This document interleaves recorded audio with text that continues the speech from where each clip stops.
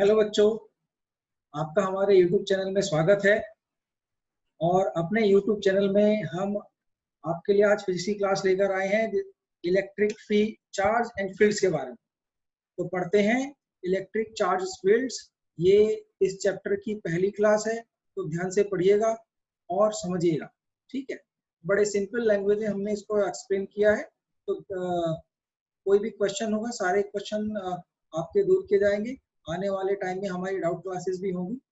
तो हमारे चैनल पर अगर आप नए हैं तो चैनल को सब्सक्राइब करें और बेल आइकन को दबा दें, जिससे जो भी नई वीडियोज हमारी आएंगी बाकी के चैप्टर्स की, वो सभी आपको उनके नोटिफिकेशन मिलते रहें। और हमारे कमेंट बॉक्स में आप अपने डाउट्स भी हमें भेज सकते हैं। और मैं अपना टेलीग्राम चैनल का लिंक भी मैं आपके साथ शेयर करूंगा, तो उसका लिंक भी आपको कमेंट में मिल जाएगा। तो वहां से आप टेलीग्राम चैनल पर भी सब्सक्राइब कर सकते हैं और वहां पर भी नोटिफिकेशंस और अच्छी जो स्टफ है फिजिक्स का वो आपको मिलता रहेगा। तो शुरू करते हैं इलेक्ट्रिक चार्ज एंड फील्ड्स। तो इलेक्ट्रिक चार्ज एंड फील्ड्स के बारे में शुरू करने से पहले हम इलेक्ट्रिसिटी के बारे में पढ़ते हैं। There are two types of electricity. First is static electricity. There are two branches of electricity actually. तो पहली ब्रांच है स्टैटिक इलेक्ट्रिसिटी, दूसरी ब्रांच है करंट इलेक्ट्रिसिटी। तो स्टैटिक इलेक्ट्रिसिटी में हम जो है चार्जेस एट रेस्ट जो होते हैं उनके साथ डील करती है हमारी स्टैटिक इलेक्ट्रिसिटी। और all behavior and interaction of charges kept at rest are studied under static electricity। तो जो चार्जेस की जो भी बिहेवियर होते हैं, जो रेस्ट में रखे चार्जेस के जितने बिहेवियर होते हैं वो सब हम स्टैटिक इलेक्ट्रिसिटी के अंदर स्टडी करते हैं। करंट इलेक्ट्रिसिटी जो है हमारी चार्जेस एट मोशन के साथ डील करती है, deals with charges at motion. And all behaviour and interactions of charges at motion are studied under current electricity. तो जो भी चार्जेस का बिहेवियर होता है वो जब मोशन मूवमेंट करता है तो उसका क्या बिहेवियर होता है, किस तरह वो एक दूसरे के साथ इंटरेक्ट करते हैं, वो सब करंट इलेक्ट्रिसिटी के अंदर स्टडी करते हैं। करंट इलेक्ट्रिसिटी आपने 10th क्लास में पढ़ा होगा।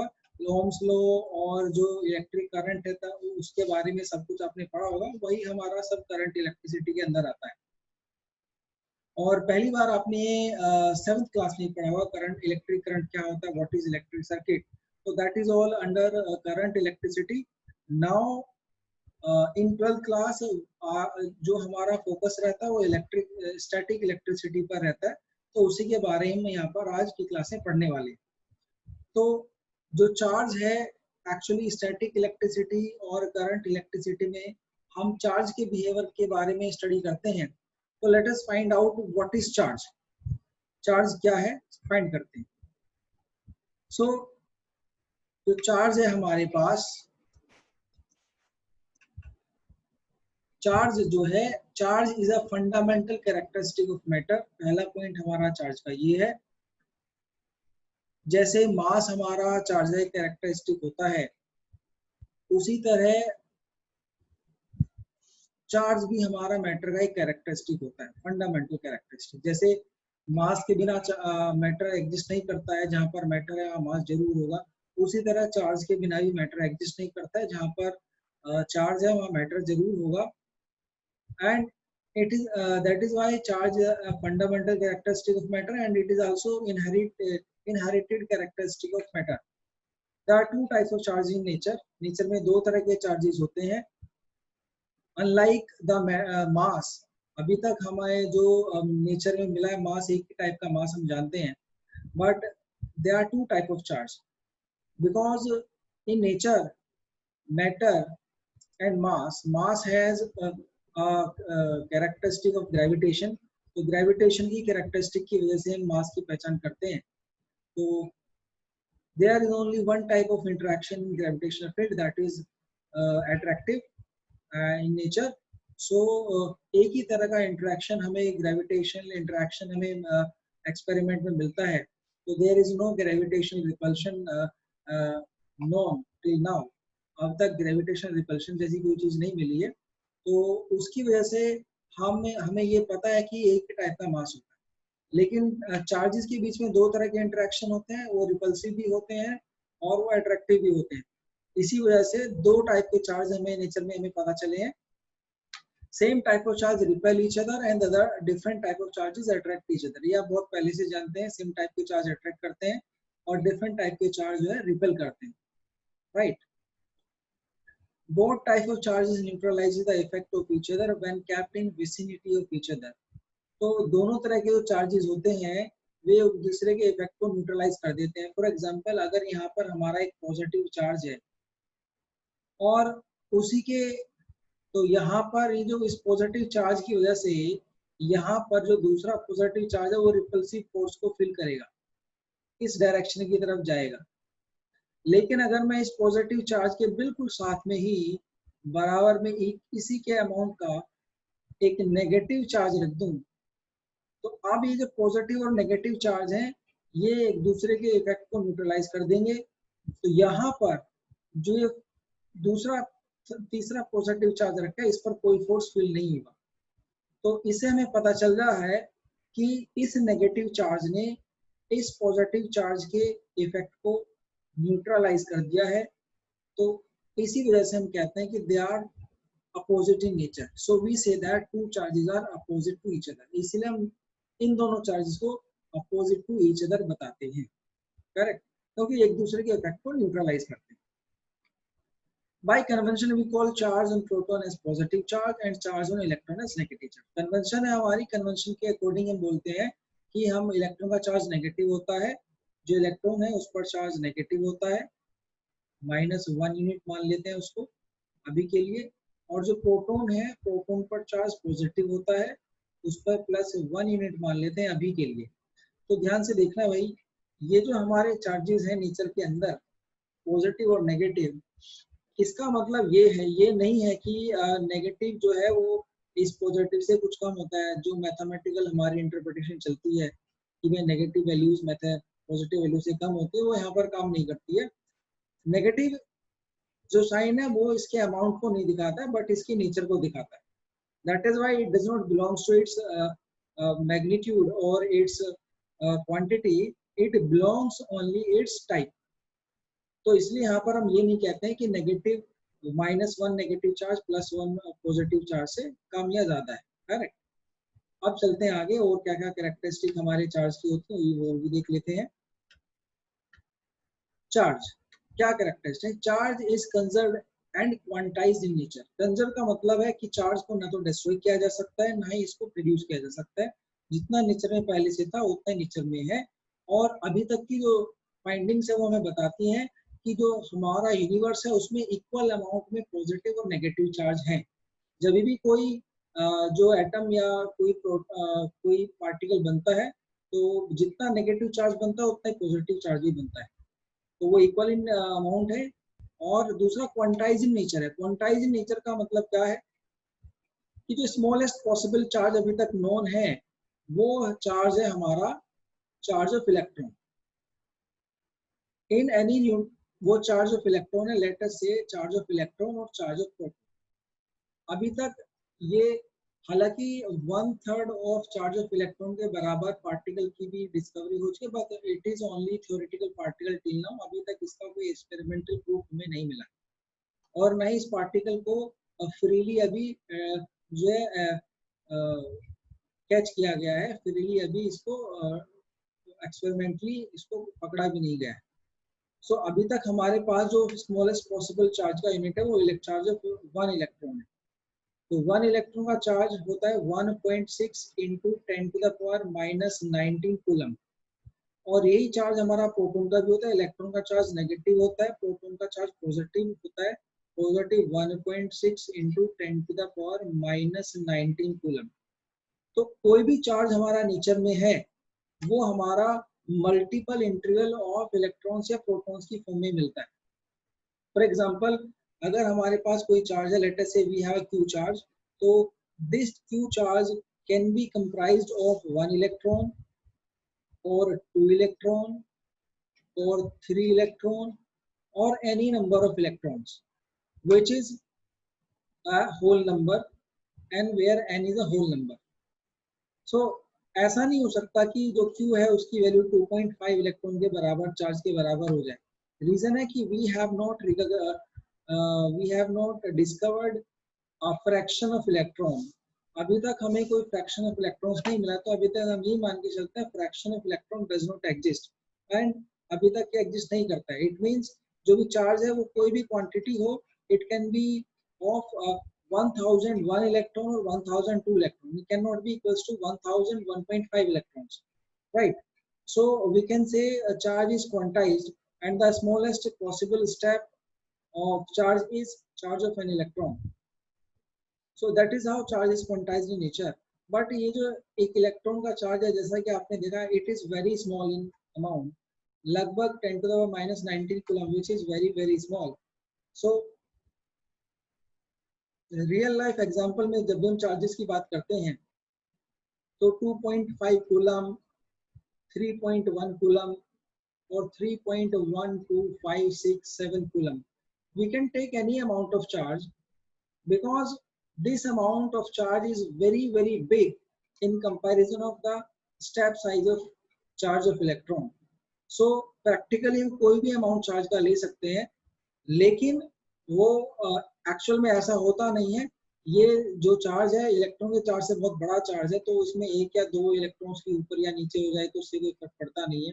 तो हम प्रैक्टिकली मानते हैं कि any amount of charge is possible in real life और उसको इसी तरह लेते हैं, बट ऐसा नहीं है। Charge is quantised in nature, they are some specific quantities which any object can have as charge, but not every quantity. तो चार्ज की हर कोई क्वांटिटी एग्जिस्ट नहीं करती है, केवल कुछ क्वांटिटीज और डिस्क्रीट क्वांटिटीज में चार्ज एग्जिस्ट करता है। That is what we call quantised nature of charge, correct? अब चलते हैं आगे। आगे है in any neutral material there exist equal amount of negative and positive charge.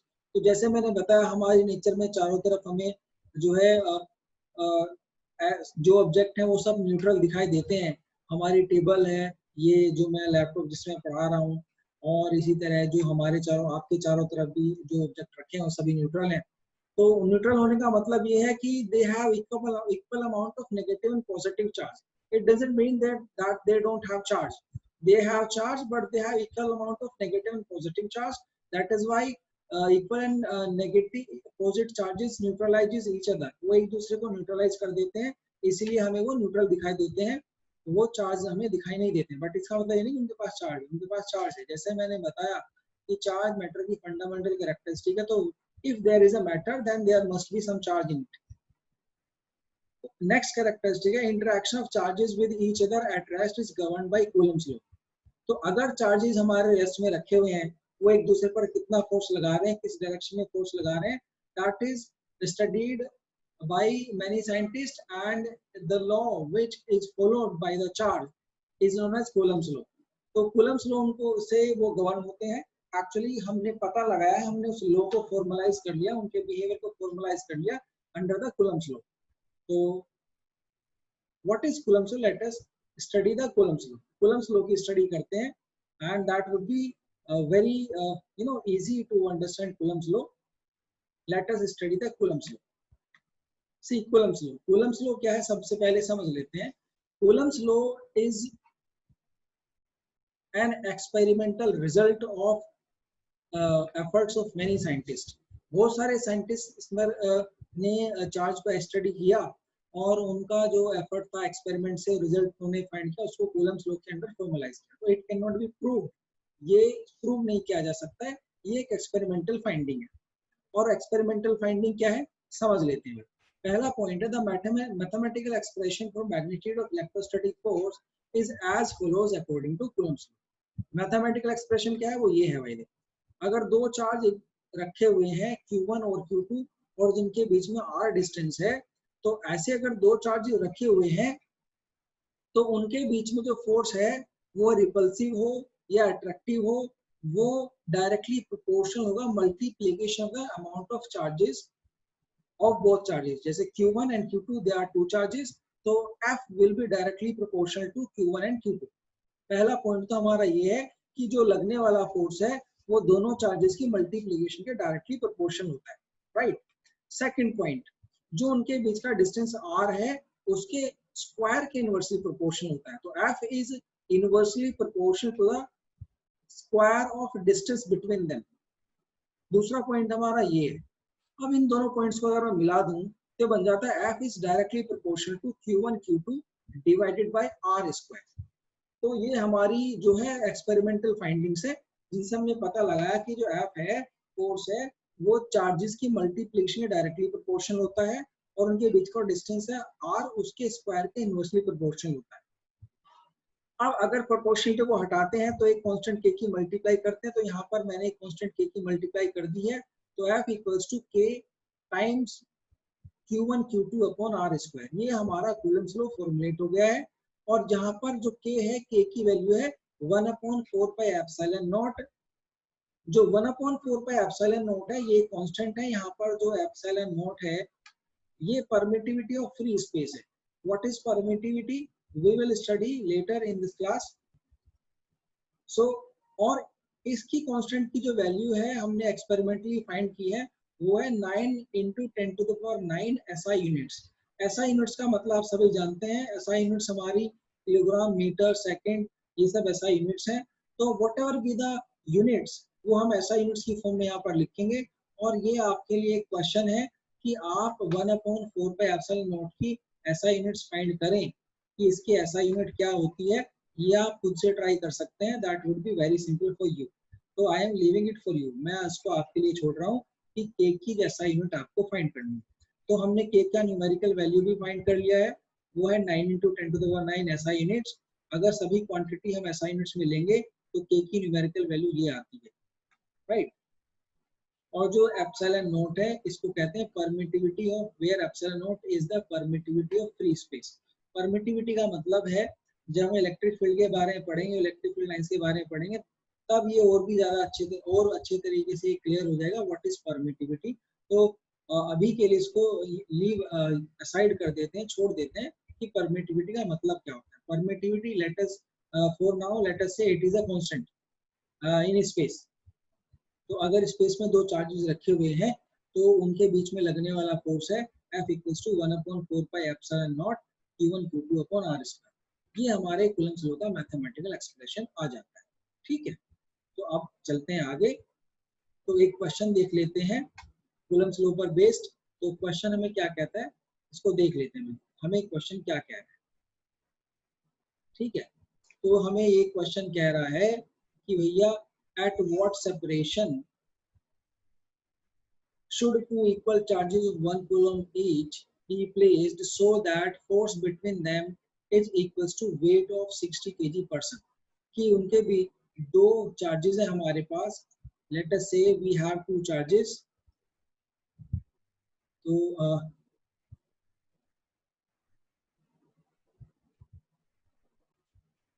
So let us हमारे पास दो चार्जेस हैं। पहला चार्ज है हमारे पास 1 कूलम, ये 1 कूलम का पहला चार्ज है। और दूसरा चार्ज भी हमारे पास 1 कूलम का ही। Let us say another charge is also of 1 coulomb like this। और इनके बीच में जो डिस्टेंस है वो लेट अस से हमारा डिस्टेंस r है, जिसको हमें फाइंड करना है। ये डिस्टेंस r है इन दोनों के बीच में, जिसको हमें फाइंड करना है। तो इनके बीच का जो फोर्स होगा, इलेक्ट्रोस्टैटिक फोर्स, वो भी given by like this k F equals to k q1 q2 divided by r square, and this force must be equals to the weight of 60 kg/person, that would be equals to mg। तो where k की value अभी हमने discuss की थी 9 × 10⁹ 9 SI units. तो बाकी सब SI units में हम लेंगे अपने क्वांटिटीज। और जो q1 की वैल्यू 1 है और q2 की वैल्यू भी 1 है। r स्क्वायर की वैल्यू हमें फाइंड करनी है। और mg mass of 60 kg/person 60 kg हो गया, और g की वैल्यू हमें 10 गिवन। तो ये हमारा एक्सप्रेशन है, यहाँ से हमें r स्क्वायर की वैल्यू फाइंड करनी है। तो आसानी से कर लेते हैं, देखते हैं भाई क्या जाती है। तो r स्क्वायर हमारा आ जाता है 9 × 10⁹ 9 डिवाइडेड बाई 600, जो कि कैलकुलेट करने के बाद आ जाता है 3/2 × 10⁻⁷। that would be equals to 1.5 into 10 to the power 7 meter. That this is a very big distance. तो ये काफी बड़ा डिस्टेंस है, किलोमीटरों से भी ज्यादा है. It is like you know very big distance. So it is because 1 coulomb charge is a very big amount of charge. बहुत बड़ा amount है चार्ज का और इनके बीच में फोर्स काफी ज्यादा होता है. तो ये केवल ये दिखाने के लिए है क्वेश्चन कि दो चार्जेस के बीच में कितना ज्यादा फोर्स हो सकता है. तो 1 कूलम चार्ज के बीच में इतना ज्यादा फोर्स है तो उनको बहुत काफी दूर हमें रखना पड़ेगा. तो मेरे ख्याल से क्वेश्चन आपको समझ आ गया होगा. चलते हैं नेक्स्ट क्वेश्चन की तरफ. तो नेक्स्ट क्वेश्चन है हमारा ये भाई, vector form of Coulomb's law. Vector forms of Coulomb's law हम स्टडी करने वाले हैं. तो vector law form of Coulomb's law को देख लेते हैं क्या होता है. क्योंकि देखो भाई, जो हमारा फोर्स है वो भी वेक्टर क्वांटिटी है. तो हम कूलम्स लॉ अभी तक जो हमने पढ़ा केवल मैग्नीट्यूड के बारे में बता रहे हैं, वेक्टर के बारे में बात नहीं कर रहे हैं. तो let us study the vector form of Coulomb's law. Force of vector, force is a vector quantity. To explain the electrostatic force completely, Coulomb's law must be in vector form. Coulomb's law vector form में होना चाहिए. तो let us find out कि Coulomb's law का vector form क्या है. देखो भाई, ध्यान से समझना भाई. हमारे पास दो चार्जेस है Q1 and Q2.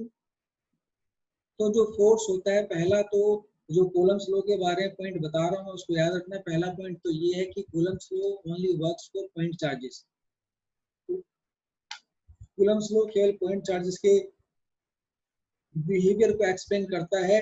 It can not explain behaviour of distribution of charge. Distribution of charge के बिहेवियर को एक्सप्लेन नहीं करता है. अगर डिस्ट्रीब्यूशन ऑफ चार्ज का बिहेवियर निकालना है तो हमें हर एक पॉइंट चार्ज के बिहेवियर को इंडिविजुअली स्टडी करना पड़ता है. तभी हम कूलम्स लॉ की हेल्प से डिस्ट्रीब्यूशन ऑफ चार्ज का बिहेवियर फाइंड कर सकते हैं. दूसरी बात, जो फोर्स है वो फोर्स दोनों चार्जेस को मिलाने वाली लाइन के अलोंग ही रहता है. तो दोनों चार्जेस के जो दोनों चार्जेस हैं उनको मिलाने वाली लाइन हमारी ये है. तो इस लाइन के अलोंग ही ये फोर्स रहेगा. तो यहाँ पर फिगर में आपको ये फोर्स जो है रिपल्सिव इन नेचर है. तो रिपल्सिव डायरेक्शन में दिखाई दे रहा है. तो दोनों फोर्स चार्जेस से, फोर्स का डायरेक्शन चार्जेस से बाहर की तरफ, क्योंकि रिपल्सिव है. अगर ये अट्रैक्टिव होता तो ये फोर्स अंदर की तरफ होता इस तरह से. तो दूसरी बात ये है कि दो फोर्स होता है that works only along the line joining the two charges. ठीक है. दूसरी बात, अब ये जो फोर्स है अब इसका डायरेक्शन कैसे पता लगाएं. सपोज करो पहले चार्ज की पोजीशन है r1 वेक्टर जैसा कि फिगर में दिखाया हुआ है और दूसरे चार्ज की पोजीशन है r2 वेक्टर. तो जो मैग्नीट्यूड है, मैग्नीट्यूड तो फोर्स का हम ऐसे निकाल सकते हैं कि F equals to K Q1. K यहाँ पर कांस्टेंट है 1/4 पे एप्सिलॉन नॉट. लिखने की वजह से मैं इसको K की फॉर्म में लिख रहा हूँ क्योंकि थोड़ा लंबा हो जाता है. 1/4 पे एप्सिलॉन नॉट थोड़ा लंबा हो जाता है. तो F equals to K Q1 Q2 upon, अब इनके बीच का जो डिस्टेंस है उसको अभी के लिए मैं R मान लूँ. ठीक है, R इसमें, ये तो हमारा मैग्नीट्यूड है. अब डायरेक्शन है, डायरेक्शन इसका डायरेक्शन है F A. ये जो इनके बीच की लाइन है इसके अलोंग इसका डायरेक्शन है. तो इसको मैं लेटर से मान लेता हूँ अभी के लिए कि भाई ये जो डायरेक्शन है ये हमारा अभी के लिए, इसको डायरेक्शन को मैं एक वेक्टर R कैप से दिखा देता हूँ. अब अगर मुझे इस वेक्टर R कैप की वैल्यू पता चल जाए तो मैं आसानी से इस फोर्स को भी वेक्टर की फॉर्म में रिप्रेजेंट कर सकता हूँ. तो अब ये जो फोर्स हमारा वेक्टर फॉर्म में है, मुझे केवल कैप R की वैल्यू फाइंड करनी है, उस मैग्नीट्यूड की वैल्यू फाइंड करनी है. ध्यान से समझना भाई, Q1 से Q2 के बीच का जो डिस्टेंस है वेक्टर R2 माइनस R1 करके हमारे पास ये वेक्टर आ जाएगा जो Q1 से Q2 के बीच का है और डायरेक्शन भी इसका Q1 से Q2 की तरफ आएगा. तो वेक्टर R2 माइनस R1 की वैल्यू मेरे पास आ जाती है. तो अगर मुझे, तो ये जो R है R वेक्टर, यहाँ पर ये वेक्टर आ गया वेक्टर R2 माइनस R1 और इस वेक्टर का जो मैग्नीट्यूड है, magnitude of R2 vector minus R1 जो आएगा वो इन दो दोनों चार्जेस के बीच के डिस्टेंस के बराबर आ जाएगा, आर के बराबर। अब करते हैं कैप आर की बात। वेक्टर से आपको पता होगा, अगर किसी भी वेक्टर के डायरेक्शन में हमें यूनिट वेक्टर चाहिए तो वो आता है vector divided by its magnitude. तो वेक्टर की वैल्यू है हमारे पास r2 vector minus r1 vector, ये तो वेक्टर की वैल्यू है, divided by its magnitude, magnitude की वैल्यू है r2 vector minus r1 vector का मैग्नीट्यूड। ये हमारे पास मैग्नीट्यूड की वैल्यू है, तो ये हमारे पास कैप आर है। तो हमारे पास कैप आर की वैल्यू भी हमारे पास है और मैग्नीट्यूड की वैल्यू भी हमारे पास है। तो जो हमारा कूलम्स लॉ है वेक्टर फॉर्म में वो कुछ इस तरह आ जाता है, देख लेते हैं। कूलम्स लॉ हमारा कुछ इस तरह आ जाता है। तो F21 जो आएगा, जो ये F21 फोर्स है, ये आएगा 1/4 पाई एप्सिलॉन नॉट, ये K की वैल्यू आ गई है, Q1 Q2, ये Q1 Q2 आ गया है, और R21 का क्यूब, ये R21 का क्यूब कैसे आया है इसको देख लेते हैं, समझ लेते हैं। देखो यहाँ से जो F है, F की वैल्यू निकालेंगे, that would be equals to K, F would be equals to K जो कि 1/4 पाई एप्सिलॉन नॉट है, Q1 Q2 डिवाइडेड बाई, अब ये जो R स्क्वायर है ये हमारे पास है R2 माइनस R1 का स्क्वायर, और जो कैप R है इसकी वैल्यू है R2 माइनस R1 दोनों वेक्टर, जो कि R21 के फॉर्म में यहाँ पर दिखाया गया है, divided by R2 minus R1 का मैग्नीट्यूड। तो जो मैग्नीट्यूड है नीचे मैग्नीट्यूड का क्यूब आ जाता है, R21 का क्यूब आ जाता है। तो इस तरह से हमारा ये इस तरह से फॉर्मूला बन जाता है। तो यहाँ से जो हमारे पास कूलम्स लॉ की जो वेक्टर फॉर्म आती है वो ये आ जाती है 1/4 pi epsilon not Q1 Q2 R2 minus R1 का क्यूब, और यहाँ पर R2 माइनस वेक्टर R1। तो ये भाई आप ध्यान से समझना, इसको आप नोट करके रख सकते हैं। इससे काफी सारे क्वेश्चन हमारे जो है आसान होते हैं, और काफी सारे क्वेश्चन केवल वेक्टर फॉर्म से हम सोल्व कर सकते हैं। बिकॉज, और ध्यान रखना, वेक्टर फॉर्म में नीचे मैग्नीट्यूड का क्यूब आ जाता है, स्क्वायर नहीं आता है। रीजन ये है कि यहाँ पर हमने वेक्टर की एक मल्टीप्लाई कर दी है, तो उस वेक्टर का मैग्नीट्यूड यहाँ पर एक्स्ट्रा हो गया, उसको डिवाइड करने के लिए यहाँ पर एक और एक्स्ट्रा पावर मैग्नीट्यूड की आ जाती है, जिसकी वजह से यहाँ पर आर का क्यूब बन जाता है। जबकि हमारी जो स्केलर फॉर्म है वहां पर उस स्केलर फॉर्म में ये क्यूब नहीं आता, स्क्वायर आता है। तो ये ध्यान रखने वाली बात है, इसको आप ध्यान रखिएगा, ठीक है। तो इसको नोट कर लें भाई आप, जो वेक्टर फॉर्म है, ये वेक्टर फॉर्म इंपॉर्टेंट है कूलम्स लॉ की, ये नोट कर लें आप, ठीक है। चलते हैं आगे, कुछ क्वेश्चन जो हमारे वेक्टर फॉर्म से ही होने वाले हैं, ठीक है। तो ये क्वेश्चन आ गए, क्वेश्चन हमारा ये है, ध्यान से देख लें भाई। क्वेश्चन क्या कह रहा है, क्वेश्चन कह रहा है a point charge of 5 microcoulomb is fixed at origin, a particle of 10 gram mass having same charge is kept at 12,615 meter. Find the electrostatic force on the particle and the acceleration vector of the particle.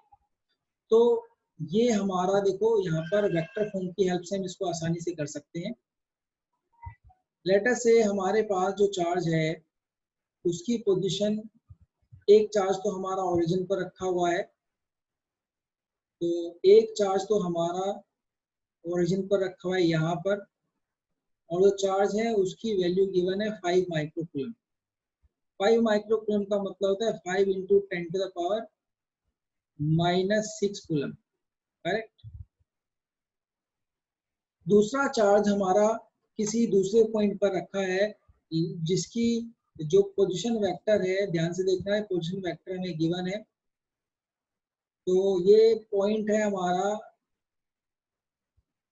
12, 16, 15 point है, और ये जो position vector है इस charge का ये आ जाता है, ध्यान से समझना, x की पावर x 12 है तो 12i plus 16j plus 15k, ये हमारा जो दूसरा चार्ज है और ये चार्ज भी हमारा 5 माइक्रो कूलम का ही है, तो 5 इंटू 10⁻⁻6 कूलम का ये चार्ज है। इसका position vector 12i plus 16j plus 15k आ जाता है। तो हमें फाइंड करना है कि भाई इस पर इलेक्ट्रोस्टैटिक फोर्स कितना है, वेक्टर फॉर्म में फाइंड करना है, क्योंकि हमें एक्सेलरेशन का वेक्टर भी पता लगाना है। तो वेक्टर फॉर्म में पता करने के लिए हम vector form of Coulomb's law use करेंगे। तो F जो है वेक्टर फॉर्म में जब फाइंड करेंगे तो वो आ जाता है K multiplied Q1 Q2 divided by R cube, magnitude है, इनटू R वेक्टर। ये हमारी कूलम्स लॉ की वेक्टर फॉर्म है। अब यहाँ पर जो F है ये फाइंड करते हैं। F इक्वल्स टू जो F वेक्टर है वो क्या आएगा, K की वैल्यू है 9 इंटू 10⁻9 ऐसा यूनिट्स में।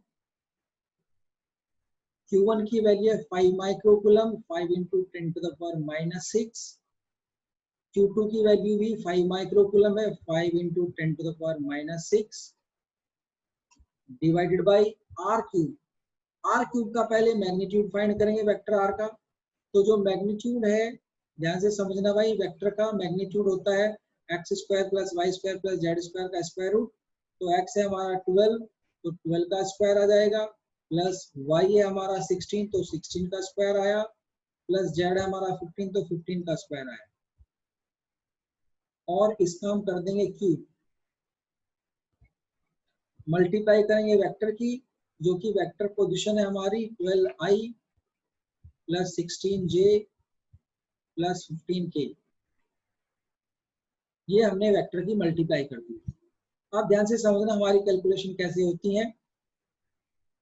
तो आगे जो हमें f फाइंड करना है, f फाइंड करेंगे f इक्वल्स टू, तो ये जो है हमारा square root 12 square plus 16 square plus ये 15 स्क्वायर, ये हमारा 25 के बराबर आ जाता है। ठीक है भाई। तो जब इसको स्क्वायर रूट लेकर के हम इसको बाहर निकालते हैं तो 25 के बराबर आता है। तो ऊपर आएगा हमारा 9 इंटू 10⁻9 इंटू 25, 5 इंटू 5 इंटू 10⁻⁻12 ये आ जाता है, डिवाइडेड बाई नीचे आ जाता है 25 क्यूब, क्योंकि स्क्वायर रूट लेंगे तो ये हमारा 25 आ जाता है। तो 25 इंटू 25 इंटू 25 का क्यूब आ गया, मल्टीप्लाई में हमारा जो वेक्टर आ गया 12i plus 16j plus 15k, ये आ गया। तो यहाँ से कैलकुलेशन हमारे 25 से 25 कैंसिल आउट हो जाता है, कैंसिल आउट हो गया। तो ऊपर आ गया हमारा 9 इंटू 10⁻⁻3 डिवाइडेड बाई 625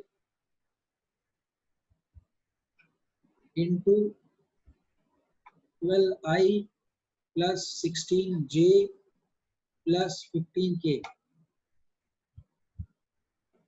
ये हमारा फोर्स वेक्टर आ जाता है।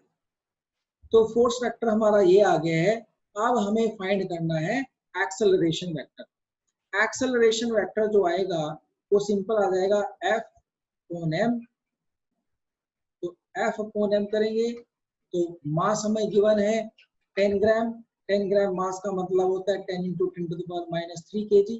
तो F की वैल्यू है हमारी 9/625 मल्टीप्लाई बाई 10⁻⁻² कर देंगे। ये मास आ गया है 10⁻² kg में हमारा मास आ गया है, और ऊपर 10⁻³ है, तो ऊपर हमारा 10⁻1 रह जाएगा, और ये हमारा आ जाएगा vector 12i plus 16j plus 15k, जो कि इक्वल टू में आ जाता है हमारा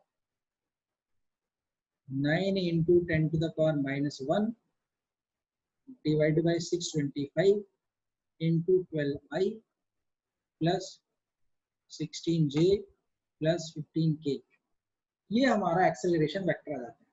तो आपको समझ आ गया होगा कि हम कूलम्ब्स लॉ की वेक्टर फॉर्म कैसे यूज करते हैं। अब चलते हैं नेक्स्ट क्वेश्चन की तरफ। ये क्वेश्चन आपको समझ आ गया तो आप इसको नोट कर लीजिएगा, और वीडियो पॉज करके नोट कर सकते हैं या फिर आप स्क्रीनशॉट भी ले सकते हैं। ठीक है, तो मैं इसको इरेज कर देता हूँ। क्वेश्चन का सोल्यूशन हो गया है, इसको मैं इरेज कर रहा हूँ। चलते हैं नेक्स्ट क्वेश्चन की तरफ। नेक्स्ट क्वेश्चन है ये, value of Q at the centre for which system. ये हमारा क्वेश्चन है, ये भाई, value of q at the center for which system to be in state of equilibrium, कि जो कैपिटल Q चार्ज हमारा सेंटर में रखा हुआ है और जो एक इक्विलेटरल ट्रायंगल है उसके कॉर्नर पर स्मॉल चार्ज Q रखा हुआ है। तो Q स्मॉल Q चार्ज जो रखा हुआ है उसकी टर्म से हमें सेंटर वाले चार्ज की वैल्यू फाइंड करनी है, कि हमें जिससे ये पता चल जाए कि भाई ये जो हमारा चार्ज कॉन्फ़िगरेशन है इक्विलिब्रियम में। इक्विलिब्रियम का मतलब है कि at every point charge there must be zero net force, net force zero होना चाहिए। तो देखते हैं इसको कैसे करते हैं, ध्यान से समझ लेते हैं। ठीक है, तो लेट अस से हमारे पास ये ट्राइंगल है, ध्यान से समझना भाई। ये थोड़ा बड़ा बना लेते हैं इसको, ये लो। अब यहाँ पर जो चार्जेस हैं वो हमारे इस तरह रखे हैं, यहाँ पर स्मॉल क्यू चार्ज रखे हैं और यहाँ पर कैपिटल क्यू चार्ज रखा है। तो जो स्मॉल क्यू चार्ज है, हम पहले इस स्मॉल क्यू चार्ज पर देखते हैं फोर्स किस डायरेक्शन में होगा। ये जो स्मॉल क्यू, एक तो इस डायरेक्शन में होगा, रिपल्सिव फोर्स होगा हमारा इस चार्ज की वजह से। दूसरा चार्ज फोर्स इस डायरेक्शन में होगा, रिपल्सिव चार्ज फोर्स होगा इस चार्ज की वजह से। अब जो इन दोनों का रिजल्टेंट फोर्स है वो रिजल्टेंट फोर्स आएगा ऊपर के डायरेक्शन में, वर्टिकल डायरेक्शन में। रीजन क्या है उसका, कि इन दोनों का जो हॉरिजॉन्टल कंपोनेंट है वो कैंसिल आउट हो जाएगा एक दूसरे से, केवल वर्टिकल कंपोनेंट ही ऐड हो पाएगी।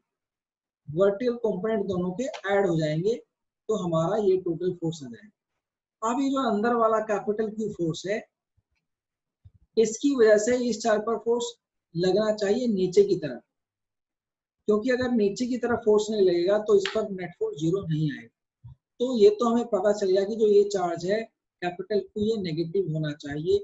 अगर हमारे बाहर वाले चार्ज पॉजिटिव चार्ज हैं तो अंदर वाला चार्ज नेगेटिव होना चाहिए, और अगर बाहर वाले स्मॉल क्यू चार्ज पॉजिटिव है तो अंदर वाला नेगेटिव है तो अंदर वाला चार्ज पॉजिटिव होना चाहिए। मतलब जो कॉर्नर वाले चार्ज है उनके अपोजिट नेचर का ही ये चार्ज होना चाहिए, पहली बात। अब दूसरी बात है, हम इनका जो है मैग्नीट्यूड कैसे इक्वल करें। पहले हम ये इस फोर्स का मैग्नीट्यूड फाइंड कर लेते हैं।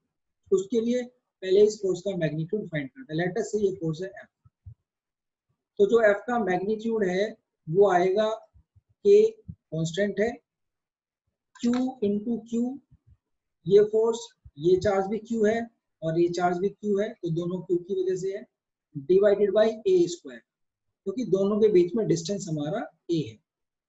तो ये तो मैग्नीट्यूड आ गया F का। अब क्योंकि हमारा ये इक्विलेटरल ट्रायंगल है तो ये एंगल 60 डिग्री होगा, and if this angle is 60 degree, this angle will also be 60 degree, ये एंगल भी हमारा 60 डिग्री होगा। तब ये जो एंगल है हमारा, ये एंगल आता है 30 डिग्री। तो जो इस F का जो वर्टिकल कंपोनेंट है, that would be equals to F cos 30 डिग्री। But they are two vertical components, यहाँ पर दो वर्टिकल कंपोनेंट है, तो जो टोटल फोर्स होगा ऊपर की तरफ वो आएगा 2F cos 30, that would be equals to 2 into K into Q square divided by A square into cos 30 की वैल्यू आ जाती है स्क्वायर रूट 3/2। तो ये तो आ गया हमारा ऊपर की तरफ फोर्स, और 2 से हमारा ये 2 जो है कैंसिल आउट हो जाएगा, इस 2 से हमारा 2 कैंसिल आउट हो गया। तो ये हमारा नेट फोर्स आ गया ऊपर की तरफ। अब नीचे की तरफ जो नेट फोर्स है उसकी मैग्नीट्यूड फाइंड करते हैं। मैग्नीट्यूड फाइंड करने से पहले ये डिस्टेंस फाइंड करेंगे कि भाई Q से, हर Q से इस अंदर वाले Q का डिस्टेंस कितना है। इसको फाइंड करने का तरीका क्या है, ध्यान से समझेंगे भाई। ये एंगल हमारा 30 डिग्री रहेगा, और जो परपेंडिकुलर सेंट्रोइड से आएगा वो 90 डिग्री पर कट करेगा, और इसको क्योंकि इक्विलेटरल ट्राइंगल है तो उसको बाइसेक्ट भी करेगा। तो ये हमारा a/2 होगा। तो जो डिस्टेंस होगा वो आएगा हमारा a/2 sec 30। sec 30 की वैल्यू आ जाती है a/2 और sec 30 की वैल्यू आती है 2/√3। तो 2 से 2 कैंसिल, तो आ जाएगा a/√3। तो स्मॉल q से कैपिटल Q का डिस्टेंस है वो a/√3 आएगा। तो जो कैपिटल ये फोर्स है नीचे वाला फोर्स, इसको मान लेते हैं हम F2। इसका मैग्नीट्यूड फाइंड कर लेते हैं। ये मैग्नीट्यूड आएगा K इंटू कैपिटल Q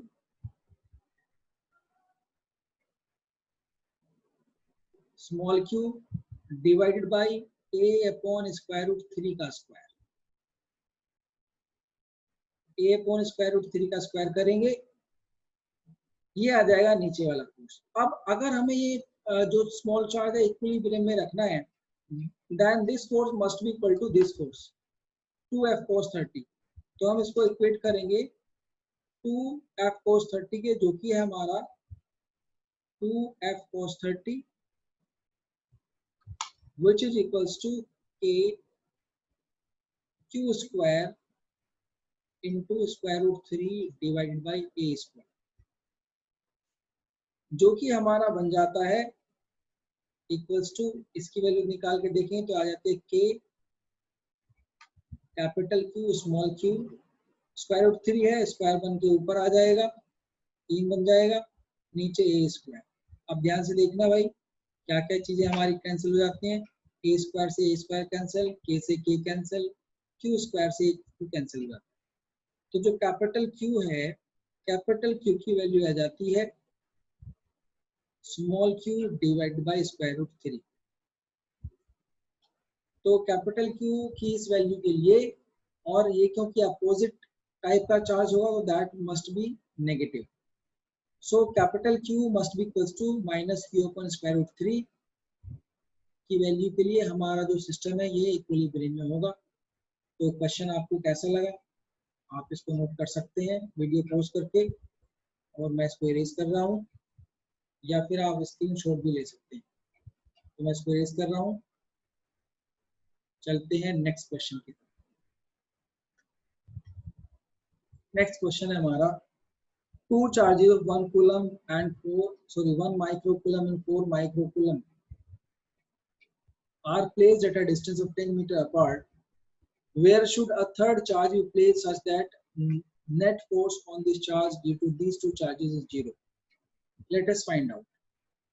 तो सॉल्यूशन शुरू करते हैं। लेट अस से हमारे पास 2 चार्जेस हैं। One first charge at this point, another charge at this point. This charge is of, let us say, 1 microcoulomb, and this charge, let us say, 4 microcoulomb. So where should we place another charge? Definitely हमें another charge इस line के along नहीं रखना पड़ेगा। तो हम उस charge को यहाँ पर नहीं रख सकते हैं इन दोनों पोजीशन के अलावा। रीजन उसका ये है, अगर यहाँ पे हमने इस चार्ज को रखा तो दोनों ही चार्ज हमारे इस डायरेक्शन में फोर्स लगाएंगे तो नेट फोर्स 0 नहीं हो पाएगा। ना ही हम उस चार्ज को इधर रख सकते हैं, तब नेट फोर्स हमारा लेफ्ट डायरेक्शन में आएगा।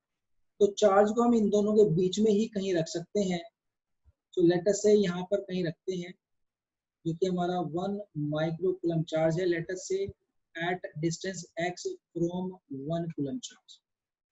तो जो 4 माइक्रोकूलम चार्ज है उससे डिस्टेंस होगा 10 - x मीटर। अब दोनों की तरफ से फोर्स लगेगा अपोजिट डायरेक्शन में, तो नेट फोर्स 0 आना चाहिए 1 माइक्रोकूलम पर। तो let us find out.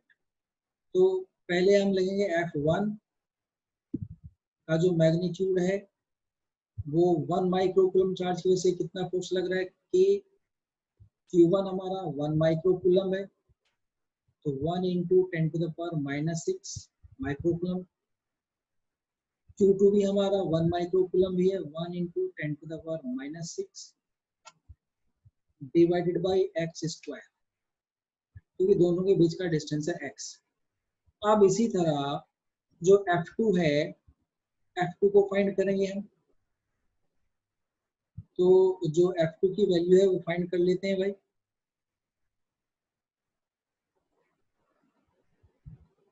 F2 है हमारा 4 माइक्रोकूलम की वजह से, 4 माइक्रोकूलम की वजह से कितना चार्ज है, K इंटू Q1 की वैल्यू है हमारी 4 microcoulomb, 4 into 10⁻⁻6 coulomb multiplied by Q2 की वैल्यू है 1 microcoulomb, 1 into 10⁻⁻6 coulomb divided by 10 minus x square, क्योंकि दोनों के बीच का डिस्टेंस है 10 माइनस एक्स।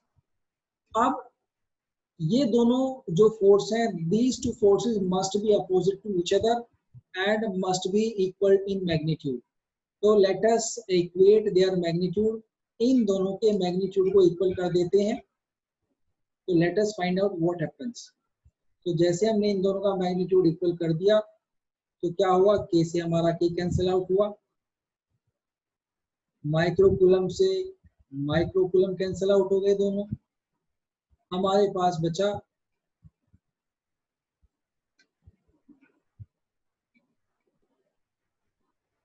हमारे पास बचा 1/x square equals to 4/10 minus x का होल स्क्वायर। दोनों ही साइड का स्क्वायर रूट ले लेते हैं, पॉजिटिव वैल्यूज लेंगे केवल, रीजन ये है कि बाकी जो वैल्यूज आएंगी वो सॉल्यूशन एक्सेप्टेबल नहीं होंगे। तो 1/x आएगा एक साइड, दूसरी तरफ आएगा 2/10 माइनस एक्स। सॉल्यूशन करेंगे, आ जाता है 10 minus x equals to 2x, जहां से हमें x की वैल्यू मिल जाती है 10/3 मीटर। तो 10/3 मीटर का मतलब है कि भाई जो पोजीशन है 1 कूलम चार्ज की, वो दूसरे 1 कूलम चार्ज से, सॉरी 1 माइक्रोकूलम चार्ज से 10/3 मीटर के डिस्टेंस पर होगी। That is how we can find out the position of charge. So ये क्वेश्चन आपको कैसा लगा कमेंट बॉक्स में लिखकर हमें जरूर बताइएगा, और आप इस क्वेश्चन का स्क्रीनशॉट भी ले सकते हैं और इसको नोट भी कर सकते हैं वीडियो पॉज करके। तो मैं अभी क्वेश्चन को इरेज कर रहा हूँ, चलते हैं अपने नेक्स्ट क्वेश्चन की तरफ। इस क्वेश्चन को मैं इरेज कर रहा हूँ, क्वेश्चन आया, अभी क्वेश्चन को इरेज कर दिया मैंने, चलते हैं नेक्स्ट क्वेश्चन। नेक्स्ट क्वेश्चन है हमारा, particle of mass m and carrying a charge minus q1 is moving around। बहुत बढ़िया क्वेश्चन है भाई, ध्यान से समझना इसको, it is very very important and it must be the last question of this session. तो नेक्स्ट सेशन में हम इलेक्ट्रिक फील्ड के बारे में पढ़ेंगे। तो आज हमने कूलम्ब्स लॉ के बारे में पढ़ा, उससे काफी सारे क्वेश्चन भी किए। तो आप कूलम्ब्स लॉ को प्रैक्टिस करें घर पर बैठकर, और जो भी आपके डाउट्स आते हैं वो हमारे कमेंट बॉक्स में लिखकर हमसे शेयर करें, तो हम मोस्ट प्रोबेबली डाउट्स की भी एक वीडियो बनाएंगे, ठीक है। तो a particle of mass m and carrying a charge minus q1 is moving around another fixed charge plus q2 on a circular path of radius r. Find the time period of moving charge particle around another charge. So जो हमारा question है वो कुछ इस तरह है कि भैया एक जो एक सर्कुलर पाथ है जिसके सेंटर में एक हमारा चार्ज रखा है प्लस q2, और एक चार्ज है माइनस q1, वो इस सर्कुलर पाथ पर घूम रहा है, लेट अस से v वेलोसिटी। तो इनके बीच में जो अट्रैक्टिव फोर्स है that would be equals to their centripetal force. तो and this negative charge has also mass m। तो electrostatic force between these two particles would be given as F equals to K Q1 Q2 divided by R square, where R is the radius of their circular path, and this must be equals to their centripetal force mv square upon r. तो यहाँ से हम जो है r की इसकी v की value find करेंगे। तो यहाँ से हमारे पास v की वैल्यू आ जाती है, v would be equals to square root k q1 q2 divided by m into r, that would be equals to q। तो जो टाइम पीरियड है, टोटल डिस्टेंस वन सर्कल पूरा करने में चलनी पड़ती है 2 पाई r, डिवाइडेड बाय v करेंगे तो that will give us time period t। तो टाइम पीरियड t की वैल्यू फाइंड करते हैं, that would be like this 2 पाई r divided by square root k q1 q2 divide by m into r। जो square root r है और square root m और r है ऊपर चले जाएंगे, तो जो टाइम पीरियड है t की वैल्यू आएगी 2 पाई square root m, square root m ऊपर चला गया, लेकिन r एक पहले से ही है तो स्क्वायर रूट के अंदर r क्यूब बन जाएगा, divided by k q1 q2, where जो जहां पर k है, k की वैल्यू आपको पहले से पता है 1/4 पाई एप्सिलॉन नॉट है। तो ये हमारे पास जो है टाइम पीरियड की वैल्यू आ गई है।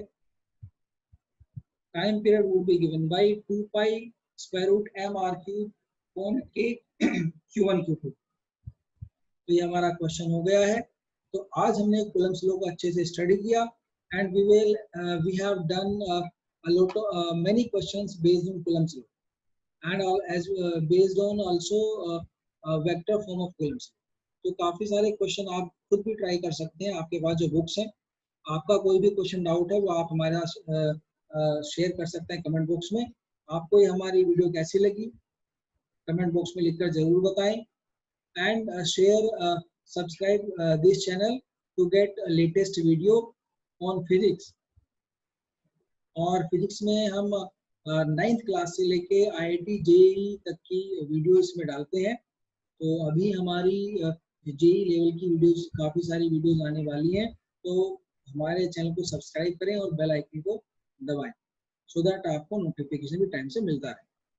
ठीक है, तो अभी हम अपनी वीडियो को यहीं पर एंड करते हैं। तो मिलते हैं नेक्स्ट वीडियो में और अच्छे क्वेश्चंस के साथ और अच्छे सॉल्यूशंस के साथ। Thank you very much, good bye.